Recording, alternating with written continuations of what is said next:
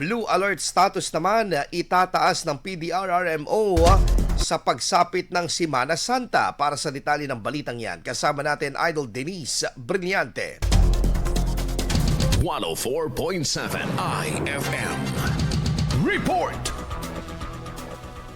Nakatakdang itaas ng Provincial Disaster Risk Reduction and Management Office ang alert status ng lalawigan mula white patungong blue alert status simula Biyernes, Marso 27. Ito ay matapos ang isinagawang pre-disaster risk assessment at scenario building meeting ng PDRRMO upang paghandaan ang pagdaraos ng Semana Santa sa lalawigan. Sa ilalim ng blue alert, naka-standby na ang search and rescue teams, emergency medical services at ang emergency operations center ng PDRRMO na nakatuon sa pre-position. Bukod dito, bantay sarado rin ang borders at mga pasyalan na inaasahang dadagsain ng mga tao. Tiniyak din ang tanggapan ng koordinasyon sa mga lokal na tanggapan at ahensya o tulad ng PNP at PCG upang bantayan ang kabuang kaligtasan at kapayapaan ng aktibidad na inaasahang sasamantalahin ng mga magsisiuwi sa lalawigan.